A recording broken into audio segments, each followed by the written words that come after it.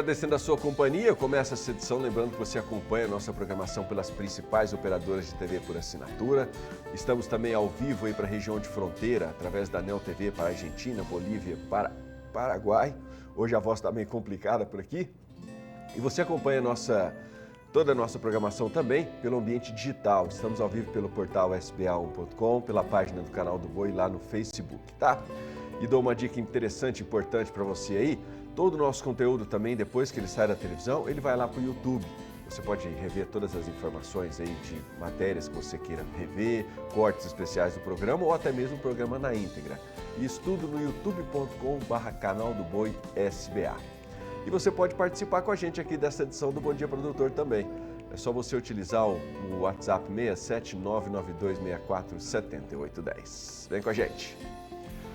Bom, lá no Mato Grosso entrou em vigor a legislação que proíbe a pesca comercial nos próximos 5 anos. Veja os detalhes na reportagem do Valdir Pacheco. Depois de muita polêmica e debate, entrou em vigor no dia 1º de janeiro a legislação que proíbe a pesca comercial no estado de Mato Grosso nos próximos 5 anos. Durante a segunda votação na sessão ordinária da Assembleia Legislativa, em Cuiabá, a proposta foi aprovada no dia 28 de junho de 2023, com um placar de 15 votos favoráveis e 8 contrários. Pelo menos 15 mil famílias de pescadores artesanais registrados no Ministério da Pesca, que se manifestou contrário ao texto, foram atingidas diretamente pela nova lei.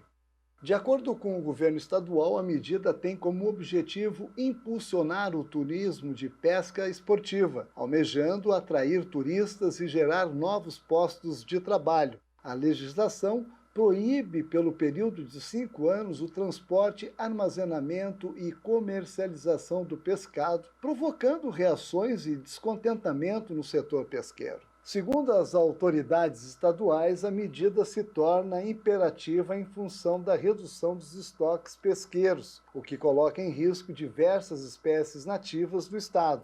O embate entre a necessidade de preservação ambiental e os impactos socioeconômicos nas comunidades pesqueiras registra uma divergência de perspectivas com o governo, enfatizando a importância da sustentabilidade e o setor pesqueiro expressando sua preocupação com as consequências econômicas da proibição. De Sinop, no norte de Mato Grosso, Valdir Pacheco. Mas no centro-sul do país, a produção de açúcar da safra 2024-2025 pode superar o recorde da temporada passada. A informação é do CEPE e os detalhes estão na reportagem do Gustavo D'Angelo. A produção de açúcar pode aumentar na próxima safra na região centro-sul do Brasil e inclusive superar o recorde da temporada 23-24. Estimativas do setor indicam que a produção do adoçante pode atingir 43 milhões de toneladas em 24-25. Segundo pesquisadores do CEPEA, o maior volume deve vir do mix mais açucareiro. Estima-se que mais de 50% da cana seja destinada à fabricação de açúcar. Alguns fatores no campo macroeconômico, como o petróleo mais barato e dólar menos estável, podem contribuir para uma safra mais açucareira, à medida que tendem a reduzir os valores da gasolina nos postos e diminuir a competitividade do etanol frente ao combustível fóssil. De Araçatuba, São Paulo, Gustavo D'Angelo. Algumas frutas nativas já ganharam o mundo. É o caso do açaí brasileiro. Além desse fruto apreciado por muitos, outros têm se destacado em vários países. E pesquisas da Embrapa têm contribuído para a disseminação do trabalho. É o que você vai ver na reportagem da Kylie Rodrigues. As pesquisas envolvendo os frutos nativos brasileiros têm o propósito de fortalecer principalmente a biodiversidade, conservando e gerando possibilidades de agregação de valores, seja de produtos alimentícios ou outros produtos de cosméticos que se encontram no mercado. A gente hoje tem um portfólio de alimentos, saúde e nutrição.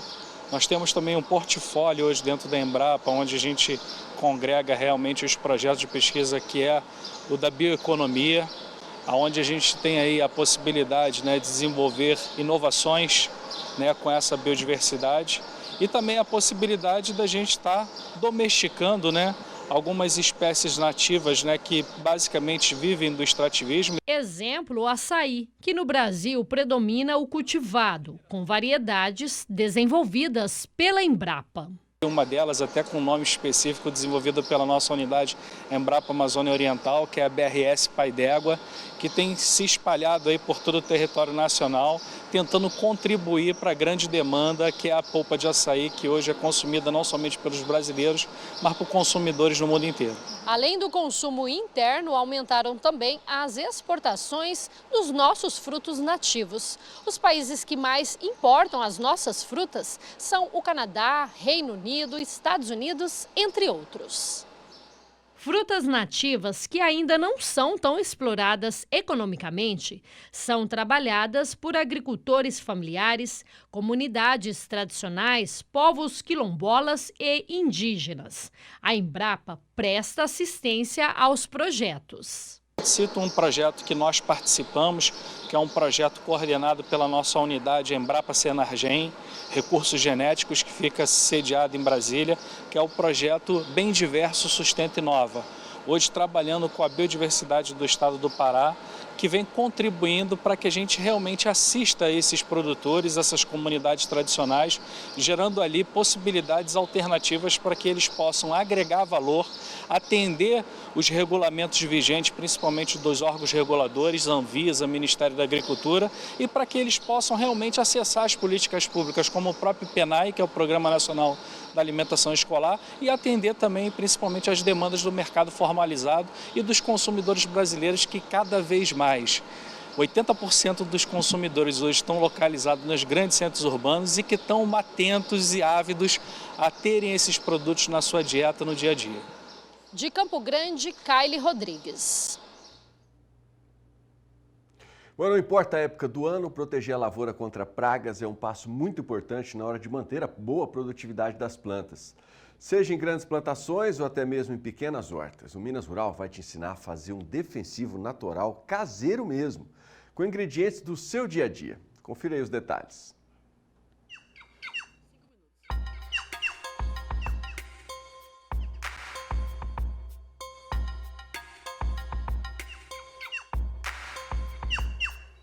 E nós vamos fazer aqui uma calda de alho, mais pimenta do reino, mais sabão neutro.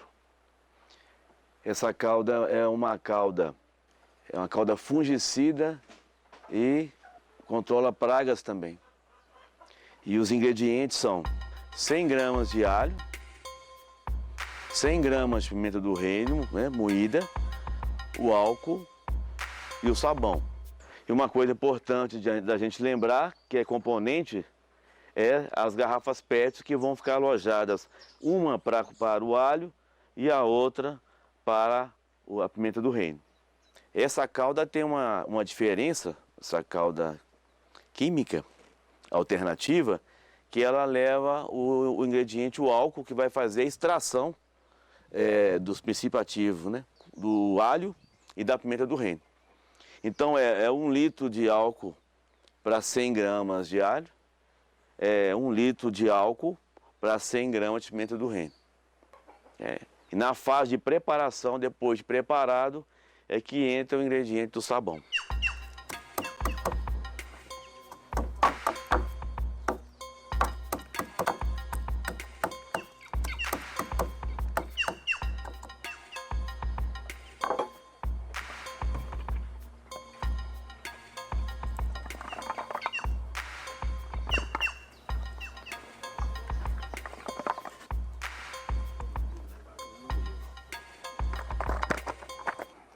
Tá aqui. Aí eu vou fazer a mesma coisa aqui para a pimenta do reino.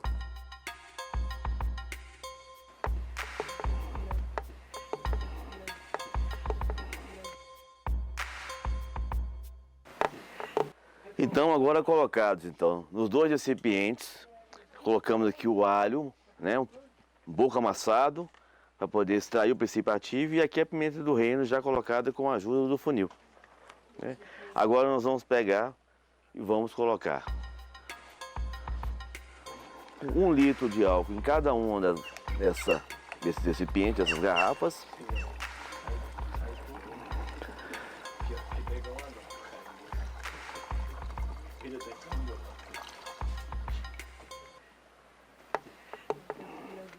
Fechamento da mesa, podemos dar uma homogeneizada aqui.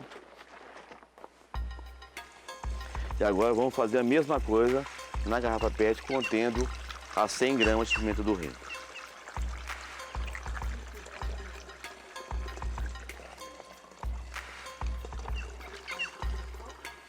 Nós vamos fechar. Podemos dar a primeira, reparem que uma parte da pimenta, ela fica no fundo. Então, você tem que mexer um pouco para fazer essa primeira mistura aqui.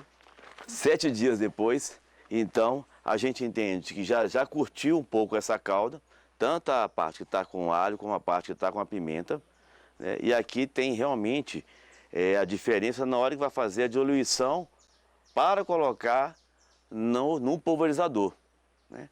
Então, depois de 7 dias, nós vamos pegar aqui 200 ml da pimenta do reino, né?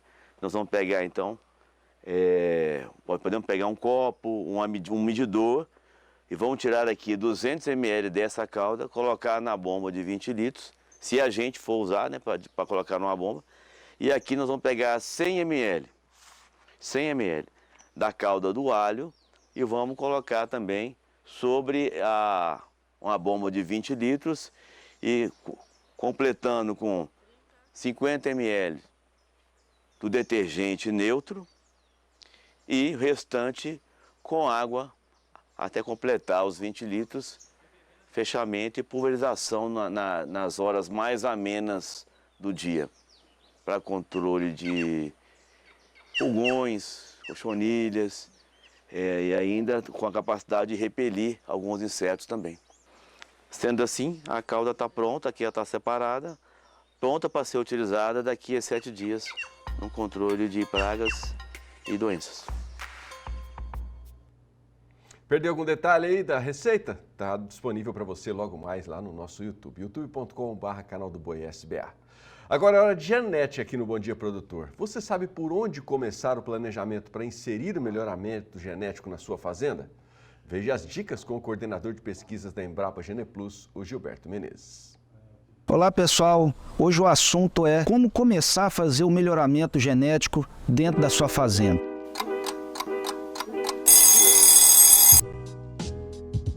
Antes de mais nada, estar com o sistema de produção bem estabelecido do ponto de vista da nutrição, da sanidade, da gestão.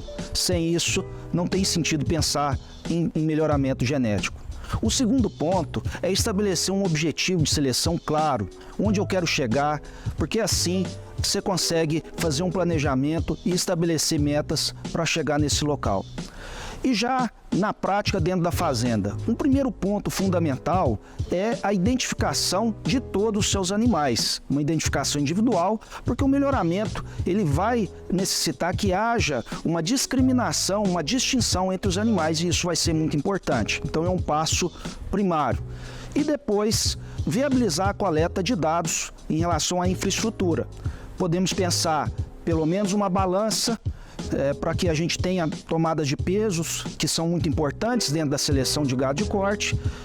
Também equipe, mão de obra que tenha condições de permitir esse trabalho, condições de apartar os animais adequadamente, de acordo com os critérios estabelecidos. E por fim, pessoal, na medida do possível, buscar uma assessoria de pessoal sério que tenha conhecimento para que todo o investimento, todas as decisões sejam as melhores tomadas. Até a próxima. Vem aí, leilão especial Top do Criador. Dia 11 de janeiro, quinta-feira, às 13 horas, pelo horário de Brasília. Venha conferir animais com genética melhorada dos criadores de Nova Ponte região. Não perca, leilão especial Top do Criador. Dia 11 de janeiro, quinta-feira, às 13 horas, pelo horário de Brasília. Realização Sindicato dos Produtores Rurais de Nova Ponte. Transmissão Canal do Boi. São 8 horas e 20 minutos, hora do nosso primeiro intervalo comercial chegando por aí. Não sai daí, porque logo depois você confere a análise do agronegócio com o João Pedro Gutierrez falando aí sobre o desempenho das carnes em 2023, tá? Todos os dados aí da Emidin. Fica por aí, a parada é rapidinho, daqui a pouco eu tô de volta.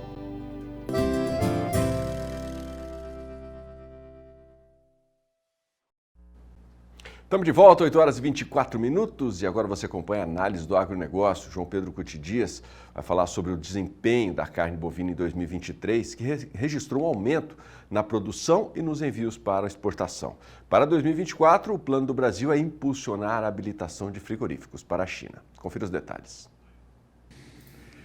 As exportações de carne bovina em 2023, com certeza serão quase iguais, ou um pouquinho mais, um pouquinho menos, que foram em 2022, que foi um recorde nas exportações.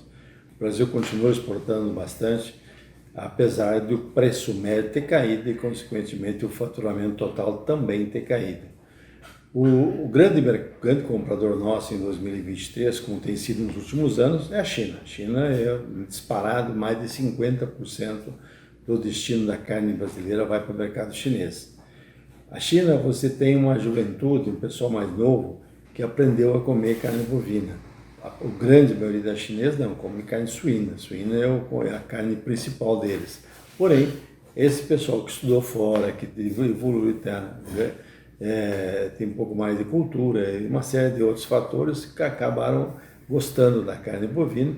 E exemplo do que a carne bovina, o café também está ocupando o espaço que antigamente era só do chá. Ou seja, mudando a renda, também muda os hábitos de consumo. O Brasil é o grande fornecedor deles. Mais de 40% das importações chinesas são oriundas do mercado brasileiro. A China mandou missões ultimamente para avaliar a possibilidade de cadastrar, de habilitar novos frigoríficos. Há uma certa indefinição ainda, você tem o número exato das plantas que poderiam ser habilitadas. Para a pecuária brasileira, o ideal seria que elas fossem habilitadas em estados onde não tem plantas habilitadas. Você tem uma concentração muito grande em poucos estados e tem muitos estados que não tem uma ou duas plantas apenas, apesar da grandeza do seu rebanho.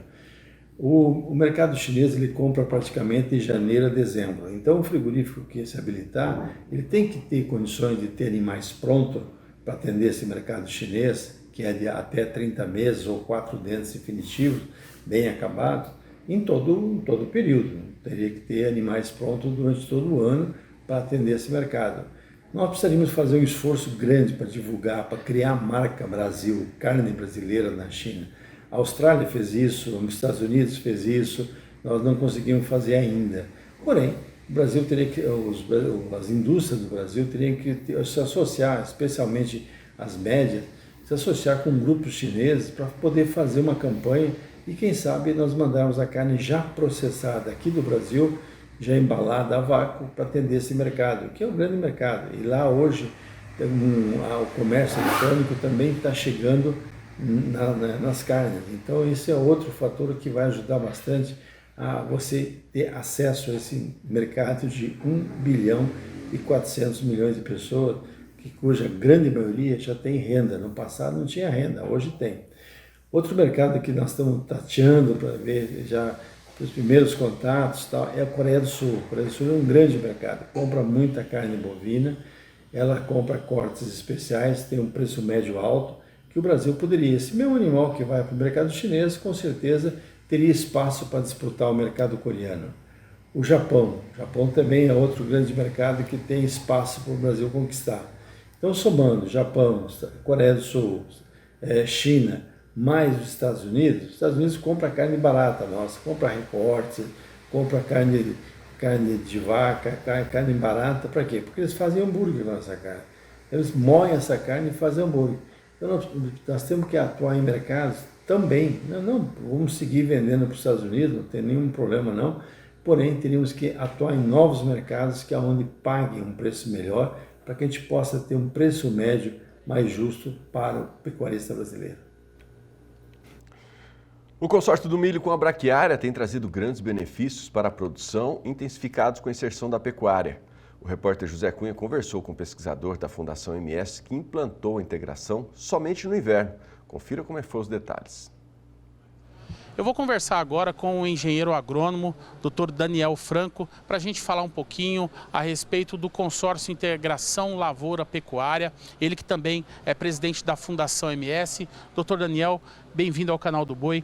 Como é que está hoje esse modelo de produção, esse consórcio dentro das nossas lavouras aqui no estado de Mato Grosso do Sul? Esse modelo de produção, com a integração com a pecuária, é um modelo que a gente da Fundação vem desenvolvendo e vem acreditando que é um modelo muito interessante de produtor nessa quebra desse binômio de produção soja posterior milho. Hoje a gente, grande parte das lavouras de milho da segunda safra já são consorciadas com a braquiária, braquiária usiensis, o que já traz um incremento de matéria orgânica para o solo, uma vida para o solo mais viva, vamos dizer assim, e a pecuária, a integração com a pecuária também pode ser um a mais nesse sistema. Então, existem vários modelos de integração. Experiência da propriedade que eu giro da família, que é um modelo que eu faço a pecuária no inverno. Somente no inverno não planto toda a área de milho de segunda safra e faço a semeadura da braquiária solteira, que a gente chama, e posteriormente a soltura do gado para fazer esse pastejo. Então, são 4 meses, em torno de 4 meses ali que fica com essa pecuária. Faço uma coisa um pouco diferente do normal, eu trago esses animais de um proprietário vizinho, então arrendo a pastagem. Então é um modelo diferente do sistema convencional, que eu entendo que pode ser algo para os produtores em geral, tirarem alguma coisa positiva e, quem sabe, replicar isso como uma boa prática. É claro que o senhor não está fazendo esse trabalho da noite para o dia. Houve um estudo, houve uma pesquisa em cima disso. O que o senhor colheu de dados antes de utilizar esse sistema de plantio no inverno? Olha, a gente eu venho gerindo a propriedade há pouco mais de 7 anos. Meus pais já vêm desenvolvendo esse sistema, vamos chamar assim, esse modelo, há mais de 20 anos.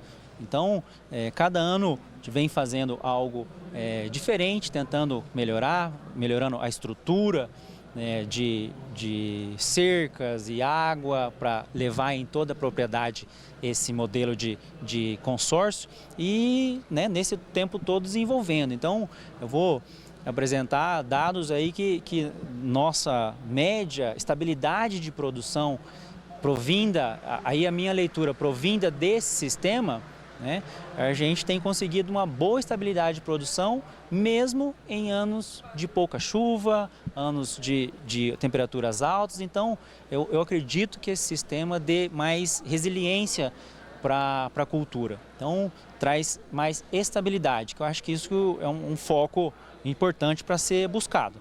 Principalmente num estado como o nosso, de Mato Grosso do Sul, que sofre com intempéries climáticas muito bruscas, ou é seco demais, ou chove demais e atrapalha a cultura, Como é que o senhor tem desenvolvido esse trabalho? Como é que estão os resultados? Como é que o senhor tem visto ao longo desse período aí que o senhor fez esse plantio, a melhora na qualidade do solo, a melhora na qualidade do grão, a melhora na produtividade? Olha, falando em números, a gente faz um trabalho junto a em torno de 29 propriedades, faz um trabalho de comparativo de produtividade e dentro de 9 anos, os nossos números têm mostrado que em torno de 8 sacos a mais de produtividade ao longo de 9 anos frente à média do grupo. Então, eu entendo isso e só vejo o que eu mais tenho feito diferente do grupo é essa integração. Então, isso é um resultado prático e números concretos. Então, é algo para ser construído, não existe um modelo... Não tem uma receita de bolo, não é da noite para o dia que se constrói um resultado desse. Exatamente, acho que cada um dentro da sua particularidade de propriedade, de modelo, pode incrementar nisso. Então, essa melhoria da vida do solo, sabe, eu costumo brincar assim, eu pego a amostra de solo, amostra química de solo da nossa propriedade, a nossa amostra média, não é algo excepcional de números de nutrientes, mas o equilíbrio entre eles a profundidade que eu tenho, boas condições para as raízes se desenvolverem, e isso traz essa resistência. Então pode ter raiz no perfil mais profundo, então ela vai ter mais área para ela puxar essa água, puxar esses nutrientes e essa vida do solo, né? Eu acredito, nós utilizamos alguns produtos, uns bioinsumos, como bacilos, bactérias, fungos, para melhoria dessa vida do solo, para as raízes. Então, acho que é um conjunto para dar esse incremento. É isso aí. Conversei aqui com o Dr. Daniel Franco, presidente da Fundação MS, né, que faz também um trabalho, né, sobre o consórcio de integração lavoura-pecuária, ele que faz um trabalho diferenciado aí, já apresentou alguns resultados importantes. Então, aquele produtor que quiser, de repente, ter algumas informações a mais, pode estar procurando a Fundação MS aqui no Mato Grosso do Sul e também obter mais informações a respeito desse assunto. Aqui de Campo Grande, no Mato Grosso do Sul, José Cunha. Bom, agora nós vamos conhecer um pouco mais da agricultura, comércio e turismo da região de Brumadinho, lá em Minas Gerais.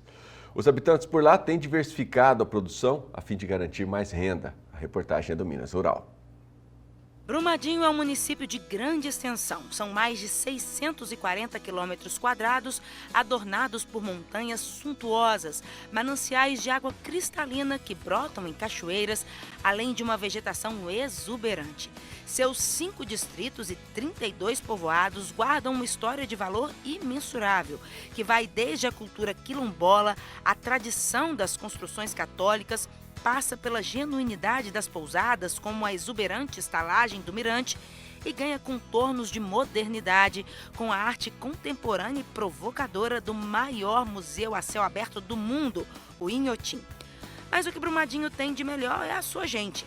A população pequena, cerca de 36 mil habitantes, é de coração grande e espírito acolhedor. Dona Vera Lúcia não me deixa mentir. Nascida e criada em Brumadinho, transformou junto com a família a rocinha do pai no hoje famoso restaurante Rancho do Peixe, uma das paradas obrigatórias aqui na região. Com esmero, ela prepara para os visitantes as refeições e boa parte dos alimentos vem direto da horta que fica nos fundos da cozinha do lugar. As mãos delicadas ainda passam para nos receber o cafezinho adoçado com rapadura e pão de queijo quentinho. O ingrediente principal é o afeto e a atenção com as visitas, lição que ela também aprendeu com o pai. Aquela coisa dele de agradar as pessoas, querer que todo mundo que viesse à nossa casa fosse agradado, graças a Deus, minha família toda tem esse sentimento. Todo mundo gosta muito de vir aqui nesse lugar, seja no meu restaurante, seja na casa dos meus irmãos, por causa, né, desse carinho que meu pai ensinou a gente a ter com as pessoas. Senhor Viçoso é outro integrante da família Rancho do Peixe. Na propriedade ainda funciona uma pequena agroindústria, onde ele produz embutidos diversos, tudo de forma artesanal. Nós temos uma estufa aqui, uma câmara de defumação, onde a gente trabalha com lenha. E nós temos ali calor, ali dentro e fumaça. As mercadorias, elas cozinham ali dentro e defumam também. Então essa fumaça, esse processo todo, juntamente com esse tempero, vai dar aquele sabor gostoso do bacon. E é um bacon artesanal. Filho de Dona Vera e Senhor Viçoso, Rodolfo, além de sócio do restaurante, é também turismólogo. E é ele quem conta pra gente mais um pouco dos atrativos de Brumadinho. Hoje a gente faz parte do Circuito Veredas, que vem promovendo o município e todo o entorno, todos os municípios integrantes. Então a gente tem desde esportes de aventura, a gastronomia em si, a cultura local. E aqui no rancho a gente procura, né, trabalhar essa proposta, né, fazendo esse convite para os visitantes e as pessoas que estão aí, né, no município também. Entre uma prosa e outra, aqui no Rancho do Peixe, conhecemos também o casal Ítalo e Ana Carolina, que parou para fazer uma boquinha. Vocês já habitualmente fazem passeios por aqui ou está sendo surpresa? Então, por aqui não, mas a gente gosta muito de passear assim, no meio do mato, bicho, um lugar mais sossegado, entendeu? Por causa que lá na região onde a gente mora, é muito tumulto por causa do trânsito, carro, então a gente procura um lugar mais sossegado para curtir o fim de semana. Um refúgiozinho, né? Qual que é o destino agora? Agora a gente está indo para um lugar que chama Tipo da Serra. A gente descobriu ele por indicação de um amigo pelo WhatsApp, mas aí a gente entrou no site, viu que tinha ótimas referências pelo site. É como se fosse uma alquinha de índio, tem a casinha também, mas a gente optou pelo tipi, né? Que é uma coisa mais sossegada, mais no meio do mato, mais para descansar mesmo desse trânsito, dar uma relaxada. Opa, e eu posso ir junto? Pode. Então vamos, que eu sou dessas que atrapalham o passeio do casal. Apesar da simpatia do casal, a gente reduziu aí no óleo de peroba e deixou que eles almoçassem em paz. Mas vamos seguir a dica para continuar o passeio. Acompanhados da Érica Maia, da Secretaria de Turismo, que foi a nossa guia, e do Rodolfo, fomos rumo ao Tipi da Serra. E quem nos recebe com alegria é o Betão. Tá aí um cara de boas ideias. Ele conta que já há algum tempo ele alugava a própria casa para turistas, esse ranchinho acolhedor aqui. Para isso, ele ia dormir lá no pé da serra, num tipi, que é uma espécie de tenda. Então, veio o clique. Por que não alugar o próprio tipi? A gente colocou no Airbnb e virou um sucesso. O pessoal está adorando, está todo mundo apaixonado. Eu vi isso... Qual é a origem do tipi? O que é um tipi? O tipi, ele é dos índios Dakota, Cheyenne, Sioux dos Estados Unidos, americanos. Eu estava em Londres, um amigo meu mostrou uma fotografia, falei, eu quero um tipi desse. Aí, quando eu cheguei no Brasil, a gente começou uma história, eu importei da Argentina 4 tipis, coloquei um agora e eu acho que eu vou continuar fazendo esse tipo de coisa. Então já é sucesso. É sucesso. Vamos lá ver? Vamos lá ver? Se hospedar no tipi é um contato íntimo com a natureza.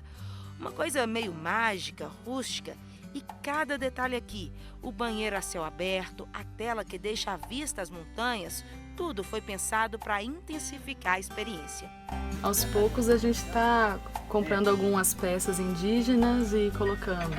Essas aqui são dos índios do Xingu, que vieram dar uma oficina de cerâmica aqui na Serra. Tem uma bolsa ali de índios do norte de Minas, Pataxós. E nas viagens a gente vai tentando peneirar algumas coisas e trazer para cá. Agora acabou a parte zen do passeio. Brumadinho também oferece opções para quem gosta de coisas radicais. Próxima parada, União Brumadinense de Aeromodelismo.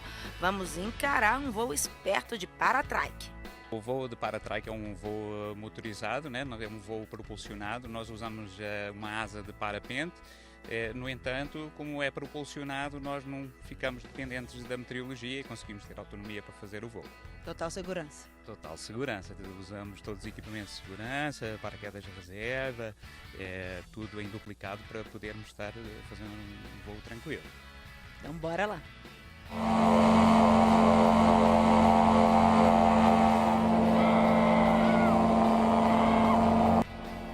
Passada a adrenalina da decolagem, lá em cima é só calmaria e contemplação.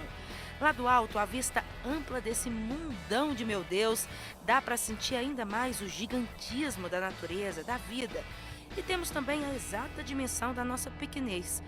Como somos apenas uma pecinha dessa enorme engrenagem que a gente precisa tanto cuidar, preservar e sobre a qual ainda temos muito que aprender.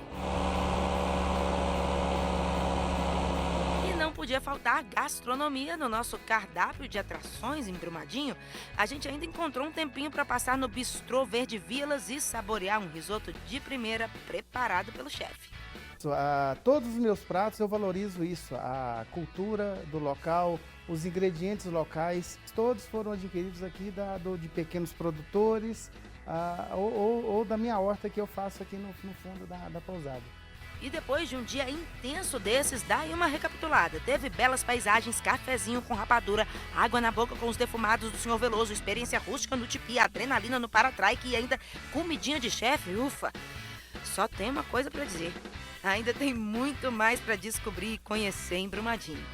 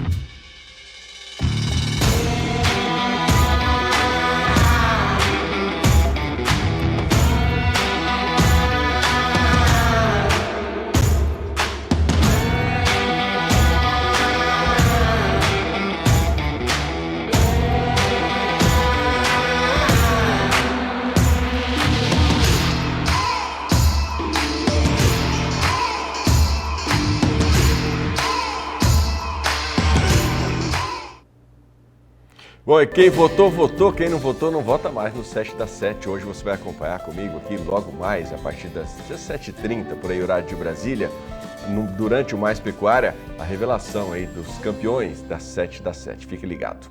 São 8 horas e 44 minutos. Aqui é hora de intervalo, mais um intervalo comercial chegando por aí. No próximo bloco, você vai ver que as chuvas abaixo da média reduziram a estimativa da produção de laranjas na safra 2023-2024. Daqui a pouco eu te conto os detalhes. Fica por aí.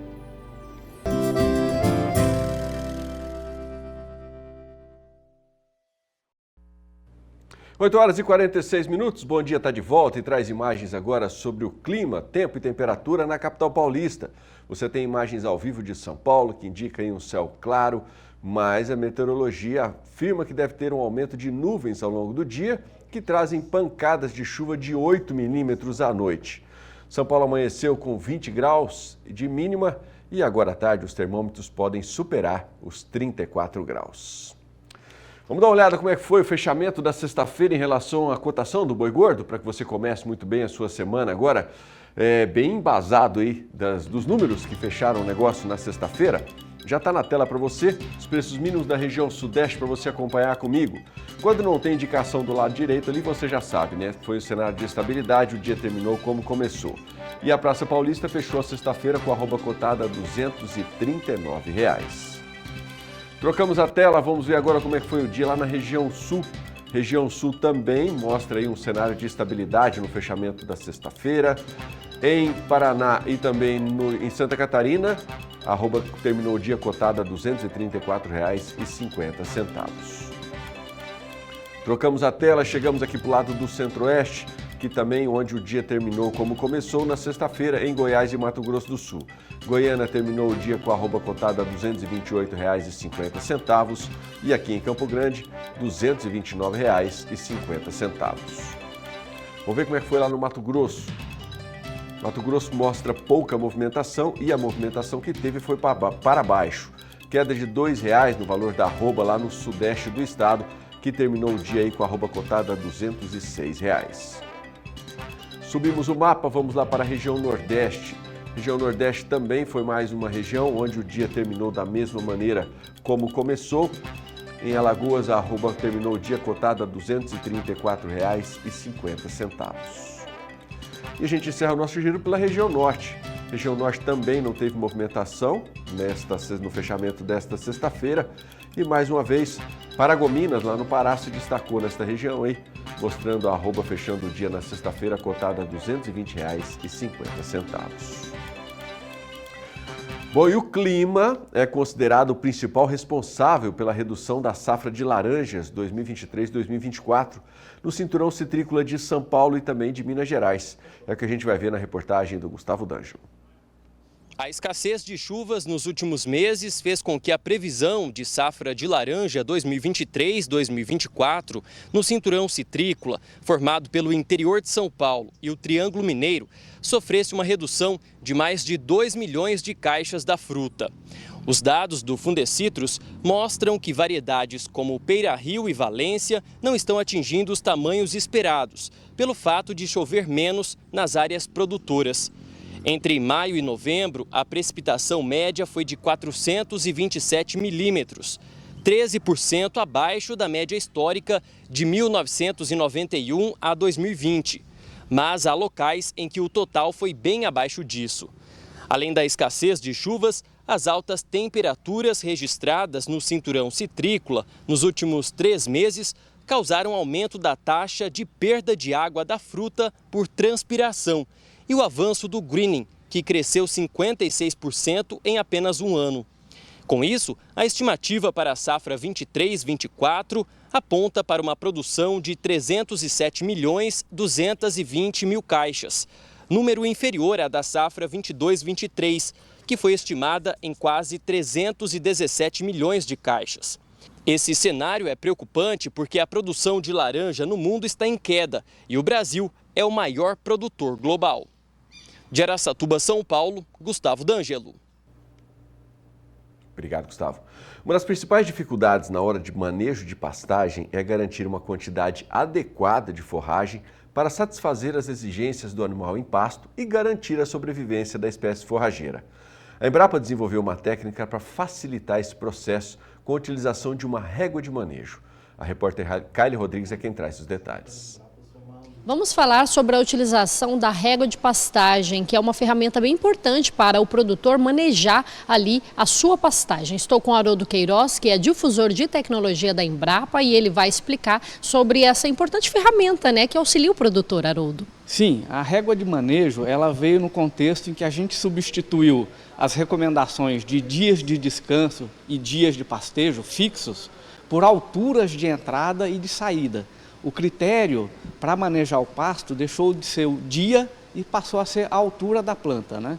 Até porque com dias fixos de descanso a planta vai crescer mais ou menos se você tiver mais calor, mais adubo, mais umidade no solo. Com a altura não, você tem um ponto em que a planta vai oferecer a melhor qualidade de forragem e a maior quantidade de material para ser consumido. Para cada capim, essa altura ideal é uma. Você tem na régua exatamente essa indicação. A altura em que se deve entrar para o mombaça, por exemplo, e também a altura em que se deve encerrar o pastejo. Por quê? Se você deixar o capim crescer demais, ele vai ficar fibroso, duro. Aí o animal não quer. Ele não consome a quantidade suficiente, porque a digestibilidade vai ser menor, ele vai consumir menos por dia, e além de consumir menos, esse material é menos nutritivo. No final, você tem um ganho diário menor, como também você demora muito tempo para ele chegar nessa altura maior do que necessário, você perde ciclos de pastejo ao longo do ano. Tudo isso reduz a produção. Por outro lado, se você forçar demais, abaixar muito, você vai forçar o animal a comer somente talos, isso também piora o desempenho do animal, mas o que é pior ainda, vai provocar a degradação da pastagem com impacto ambiental na emissão de metano, com impacto ambiental na degradação do solo e até no assoreamento dos rios. Então a régua, ela é um instrumento que protege a lucratividade do produtor e ainda protege o ambiente. Haroldo, para finalizar o nosso bate-papo por aqui, a Embrapa ela tem informações de como o produtor adquire, né, faz essa régua? Sim, ela pode ser feita em casa usando um cabo de vassoura e você pinta ali nas cores verdes e vermelho, verde a faixa de utilização e vermelho a faixa proibida. Essas alturas estão disponíveis no comunicado técnico Régua de Manejo. Se o produtor digitar lá no Google Régua de Manejo Embrapa, vai encontrar o comunicado técnico com as alturas de manejo de cada forrageira. Haroldo, muito obrigada pelas suas informações. De Campo Grande, Kylie Rodrigues. Mas você acompanhou com a gente aqui durante todo o mês de novembro e dezembro também a ação que o Hospital do Câncer Alfredo Abrão realizou aqui em Campo Grande em relação à rifa de um trator 0 km para arrecadar fundos aí para custear exames e também medicamentos. O prêmio foi entregue nesta semana passada, que é um produtor na sede lá do hospital. E a nossa equipe, claro, acompanhou a entrega. Zé Cunha tem todos os detalhes. Acompanhe com a gente. Com o objetivo de angariar fundos para custear o tratamento médico gratuito de pessoas que enfrentam algum tipo de câncer, o Hospital do Câncer Alfredo Abrão, na primeira grande ação da nova diretoria, lançou no dia 20 de outubro de 2023 uma campanha que arrecadou quase R$400 mil, que vão ajudar na compra de medicamentos e na realização de procedimentos e exames em pacientes que não têm condições de arcar com as despesas, cujos valores, na maioria das vezes, são altos. Bom, a importância é primeiro a questão de ajudar os pacientes, né? A questão do medicamentos que a gente está comprando para os medicamentos, esses 390 mil entra para a conta do hospital, para compra de medicamentos e pagamento de exames, né? E nós queremos agradecer, foi a primeira ação que o hospital fez, essa antiga diretoria, foi essa única ação. Nós queremos agradecer de essas 390 pessoas que compraram essa rifa de forma solidária, parabenizar o senhor Roberto, né? O sortudo que ganhou, mas eu acho que muito mais do que ganhar, o importante é ajudar, né? Nós sabemos que o SUS é totalmente defasado, né? Então a gente precisa da ajuda de todos. E essa ação vem para suprir as necessidades que o hospital tem na compra de medicamentos, na realização de exames. Nós fazemos, para você ter uma ideia, 16 mil procedimentos mensais. Tá? Então isso é fundamental. Para quem precisa desse apoio na hora mais difícil, que é quando se recebe o diagnóstico da doença, sabe o valor e a importância que tem uma ação como essa. É o caso da onco-influencer Elisa Montes, que descobriu que tinha câncer de mama já em estágio avançado e, graças ao tratamento recebido no hospital, hoje está superando a doença. Eu, como paciente oncológica, ainda em tratamento aqui no hospital, né, depois de um diagnóstico de câncer que é muito difícil, é como se a gente recebesse uma sentença de morte, ter um hospital de pé que acolhe e que, né, te dá toda a estrutura para você se recuperar, fazer seu tratamento. Então, isso é extraordinário. Sigo ainda meu tratamento de forma vitalícia, por isso que eu dependo desse hospital, eu falo que é a minha segunda casa. E a medicação hoje, a medicina, né, está muito avançada, então você consegue ter uma qualidade de vida, você consegue conviver com a doença, mesmo ela avançada, de um grau assim mais difícil, porque hoje a medicação que a medicina traz faz com que a gente consiga estar de pé e seguir adiante com a vida. O hospital atende em média 5 mil pacientes por mês, dos quais 70% são oriundos de outros municípios, estados e até de outros países, como Paraguai e Bolívia, por exemplo. 70% da oncologia do estado são tratados aqui no Hospital do Câncer. Nós atendemos também a Bolívia, algumas pessoas da Bolívia, algumas pessoas do Paraguai, né, dos países vizinhos, também são atendidos aqui no hospital. O prêmio, um trator John Deere, modelo 5080E, doada pela concessionária Aster Máquinas da capital, foi entregue ao ganhador na manhã de quinta-feira, na sede do hospital. E aqui do meu lado está o grande ganhador dessa rifa, que é esse trator que vocês estão vendo aqui atrás, o seu Roberto Thaler, que, né, ajudou e vai levar esse trator aí, que com certeza vai ajudar muito na propriedade. Seu Roberto, é claro que o prêmio é uma grande ajuda, né, um grande prêmio, mas eu acredito que o sentimento de ajuda, de poder estar ajudando as pessoas que precisam, que passam por esse momento difícil, dessa doença tão complicada, é um sentimento que não tem preço, né? Isso, a gente tá, todo mundo está passando por uma situação difícil, né? E a gente podendo ajudar com o pouquinho que a gente tem, sempre é bom ajudar, né? E vai levar para casa agora esse trator aí, vai levar para a fazenda, vai conseguir ajudar bastante nos trabalhos lá na propriedade, né? Sim, a máquina sempre nunca é demais, né? Sempre precisa. O hospital está em fase de expansão. A obra do novo prédio está 75% concluída. Com isso, o número de leitos, que hoje é de 53, vai passar para 204, o que vai garantir a ampliação no número de atendimentos. Nós vamos sentar com o governo, com a prefeita, para a gente ver a possibilidade de terminar o mais rápido possível esse hospital. Nós vamos passar com o prédio novo de 53 leitos para 204 leitos. Então, vai triplicar, né? Então a gente precisa da ajuda de todo mundo, né? Eu falo que juntos nós podemos fazer deste hospital uma referência em oncologia do estado de Mato Grosso do Sul. De Campo Grande, Mato Grosso do Sul, José Cunha.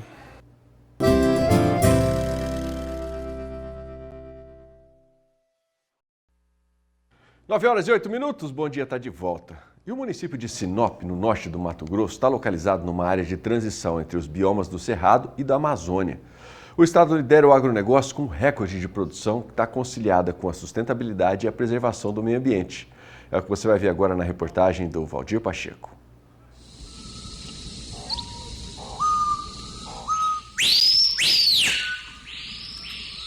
Mato Grosso é um estado privilegiado em termos de biodiversidade. É o único do Brasil a ter sozinho 3 dos principais biomas do país. A floresta amazônica, ocupando 50% do território do estado, logo em seguida vem o Cerrado, que ocupa 40%, e o Pantanal, com 10%. Mato Grosso é a 3ª maior unidade federativa em extensão territorial. O estado atualmente é o maior produtor de grãos do Brasil, com destaque para a soja, milho e algodão, além de deter o maior rebanho bovino de corte do país. Com toda essa produção, o Estado mantém 64,77% do território intacto, ou seja, preservados com matas nativas, o que corresponde pouco mais de 58,4 milhões de hectares, segundo dados do Grupo de Inteligência Territorial Estratégica. A Secretaria Municipal do Meio Ambiente de Sinop, no norte de Mato Grosso, vem desenvolvendo um trabalho de recuperação das nascentes de águas no município.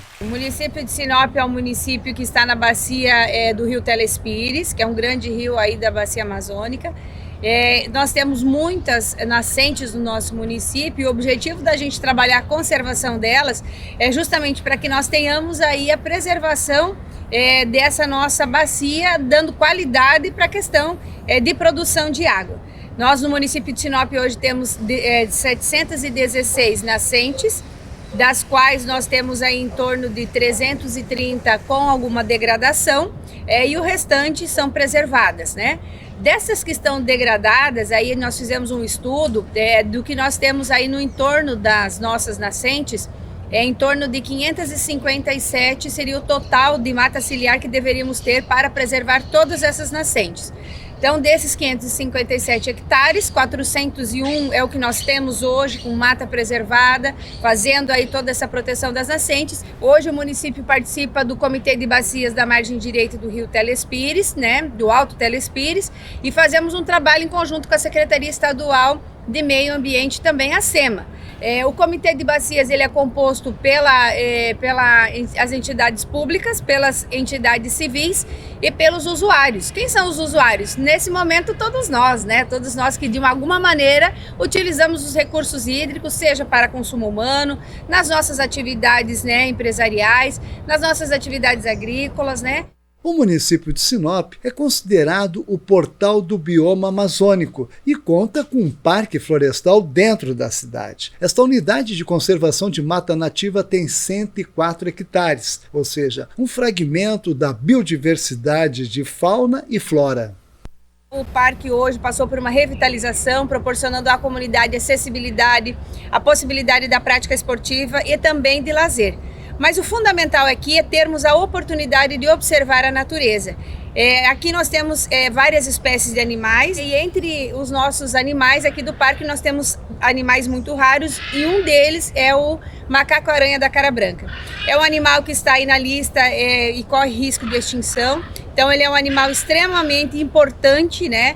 Em razão disso nós sediamos o Congresso Nacional de Primatologia, onde nós tivemos pesquisadores nacionais estando aqui, assim como também internacionais, e aonde eles puderam observar dentro da área urbana do município de Sinop a existência desse animal tão raro e demonstrando ao mundo que nós somos capazes de desenvolver, né, criarmos um ambiente também de proteção na área urbana. Quando eu cheguei aqui pela primeira vez em 71, tinha um primatólogo. Agora tem centenas, provavelmente está chegando a 1000 pessoas trabalhando com primatas. E a fauna primatológica é altamente importante para a saúde da mata, não?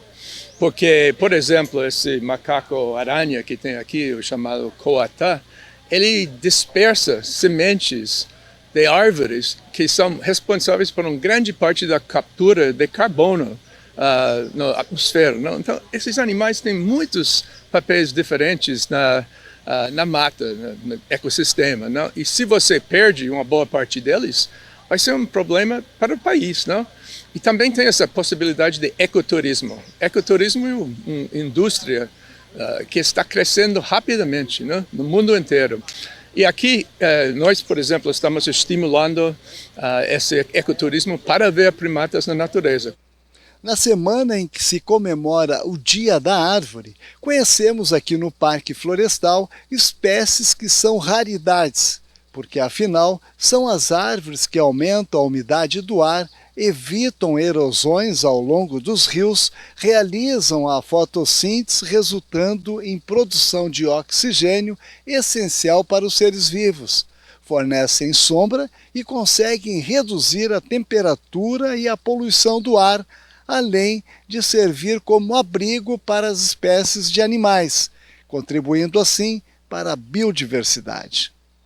Esta árvore é Angelim saia, É uma espécie conhecida como a gigante exuberante das florestas brasileiras devido ao porte de sua copa e coloração vermelho escuro. Sim, nós temos alguns exemplares arbóreos aqui no Parque Jardim Botânico e também no Florestal, né? Que são grandes raridades, né? São árvores grandes, árvores aí seculares, e isso para nós é um orgulho, né? Porque muitas vezes os municípios não têm a percepção de fazer aí a preservação.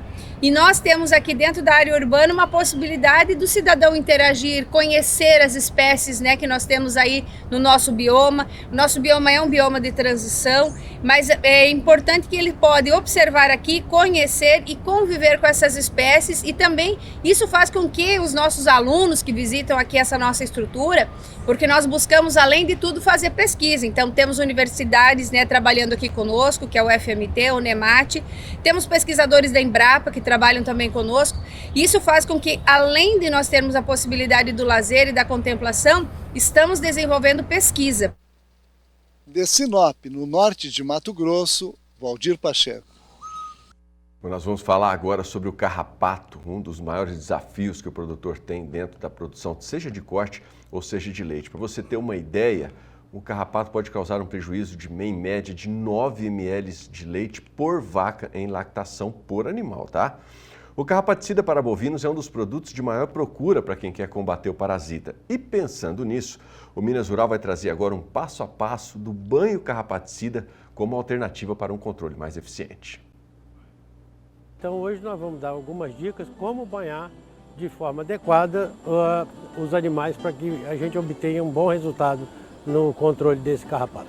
Aqui o mecanismo que nós utilizamos aqui na Embrapa para fazer esse banho ser eficiente seria utilizando uma caixa d'água e um mecanismo trabalhando com a bomba com 2 registros para que mantenha a pressão adequada para que molhe o animal com os bicos de banho carrapaticida. E para esse eu tenho esse mecanismo que nós estamos vendo aqui, que facilita muito a vida do produtor rural, evitando esforço físico para que eu tenha uma pressão adequada na ponta desse bico para que eu tenha um banho mais eficiente nesses animais. Olha, o operador para fazer o banho carrapaticida de uma forma segura, ele deve usar os EPIs. Um EPI para um banho carrapaticida consiste de um macacão em que ele utiliza botas de borracha, ele utiliza uma calça e um jaleco próprio de manga comprida impermeável, porque isso para não haver contato do medicamento com a pele desse operador. Além disso, ele tem um boné que vai proteger a cabeça dele, óculos de proteção e máscara. Isso é muito importante para que ele não tenha contato com o medicamento, né? E para isso também, para complementar esse EPI, ele use luva, porque a luva também é onde ele vai manipular esse frasco e pode cair o medicamento, ele estaria protegido desse medicamento em relação à sua pele. Para esse recipiente que nós temos aqui na Embrapa Gado de Leite, ele é de 310 litros, mas esse recipiente ele é mais ou menos de acordo com o tamanho do rebanho. E o que eu tenho que fazer? Utilizar o medicamento diluindo de acordo com a bula, de acordo com o fabricante, para que eu tenha uma diluição eficiente, para que eu tenha uma eficiência no meu banho que eu vou dar nos animais. Bom, uma vez feito colocado o medicamento no recipiente já com água, aí sim, aí eu vou ligar essa bomba para que essa cauda comece a se homogeneizar. Eu deixo ela funcionando por uns 5, 10 minutos, o suficiente para ter uma garantia de homogeneidade na cauda que eu estou preparando.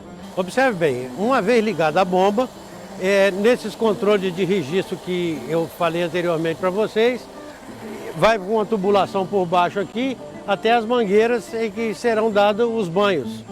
O banho no animal, onde é que vocês observam o seguinte, é sempre interessante você começar o banho de baixo para cima, para que haja uma eficiência no molhar a pele desse animal. Nós temos que levar em conta que o bovino, ele tem uma oleosidade natural e difícil de molhar esses pelos e essa pele. E, portanto, se ele for com a pressão adequada desses bicos de baixo para cima, a gente consegue molhar com mais eficiência essa pele, Porque é importante não é só molhar o pelo, é molhar a pele. E banhando esse animal, sempre banhando a parte de baixo primeiro, inclusive a barriga, entre pernas, entre úbere, da forma com que ele está fazendo ali assim, ó, debaixo do peito do animal lá, olha, lá onde é que ele está indo agora no momento, está sendo bastante eficiente, para depois a gente ir para o corpo do animal. E o animal deve ser banhado desde a ponta do rabo até a ponta do focinho, inclusive dentro da orelha, que é um nicho muito grande de carrapato, fica ali. Não só ali, como nas entrepernas. Esse carrapato é que mantém a população do carrapato na pastagem. Portanto, quando eu fizer esse banho, sempre de baixo para cima, eu vou ter uma eficiência maior no molhar a pele e pelo desse animal. Então, todas as vezes que nós formos banhar, prestar atenção nisso, que é para que eu tenha realmente a certeza de que eu molhei adequadamente esse animal. Bom, pessoal, nós já vimos como é que a gente, aqui na Embrapa Gado de Leite, a gente banha com carrapaticida. Vocês viram esses animais, como foram banhados, as técnicas que nós utilizamos, da bomba, uma bomba elétrica que facilita bastante a vida da gente, as pessoas com os uniformes adequados para poder fazer esse banho. Isso é uma coisa muito importante, que muitas vezes nas propriedades a gente não vê o pessoal preocupado com esse tipo de equipamento de proteção individual, né? Os EPIs. Isso tem que estar consciente de que isso é uma coisa muito interessante. E eu gostaria de chamar a atenção o seguinte, então é muito comum a gente ver, é muito mais comum a gente ver um banho carrapaticida feito na bomba costal do que com esse tipo que nós estamos utilizando aqui na Embrapa. Eu tenho uma recomendação, ou chamar a atenção melhor seria para a bomba costal pelo seguinte, com a bomba costal eu devo gastar em torno de 4 a 5 litros da cauda para banhar um animal adulto. Então se alguém já botou uma bomba costal cheia nas costas, já viu como é difícil isso. Então é muito difícil você banhar um rebanho acima de 20 animais com a bomba costal e ser um banho eficiente. Por isso que a nossa recomendação é que ponha uma bomba elétrica, porque você não tem esse esforço. E você faz uma coisa gastando até um pouco menos do que os 5 litros, mas você vai ter mais eficiência. Isso é uma coisa muito interessante. O outro banho que também é bastante eficiente para isso seria os banhos puron, aquele que a gente bota no lombo. Mas, por favor, não faça puron em casa, igual o pessoal compra o carrapaticida, quer misturar no óleo de cozinha e utilizar. Eu já vi morrer animais por causa disso, tá? Então isso não é uma coisa recomendada. Aquele óleo é próprio para isso, deve ser utilizado dessa maneira. Então, mais uma vez, recomendando que, com um rebanho acima de 20, 30 cabeças, vocês ponham uma bomba elétrica para que ajude vocês na eficiência desse banho carrapaticida, para que tenha um controle desses parasitas que são dos mais difíceis da gente conviver. Bom, gente, depois de ter visto a técnica aqui de banho, eu gostaria de chamar a atenção para mais um detalhe que é dos mais importantes. É o teste carrapaticida. Você pode, para que esse banho seja eficiente, quanto mais garantia da eficiência do medicamento que você tiver, mais sucesso você vai ter na propriedade. Para isso você faz esse teste com os carrapatos e se você tiver alguma dificuldade, consulte o técnico da Emater. A Embrapa faz isso aí de forma gratuita e o técnico da Emater vai te orientar de forma que você colha esse carrapato e mande para o laboratório e depois de 30 e 35 dias você vai receber um resultado com o medicamento mais indicado para os seus animais. Mas eu gostaria de chamar a atenção também para o seguinte, um teste desse que foi feito para uma determinada propriedade, muitas vezes não serve para a propriedade do vizinho. Então, não se engane. Toda vez que tiver dificuldade, chame um técnico da Emater, ele vai te orientar de acordo com a técnica que você deveria utilizar. E não aproveite o resultado do vizinho. O técnico da Emater vai te ajudar.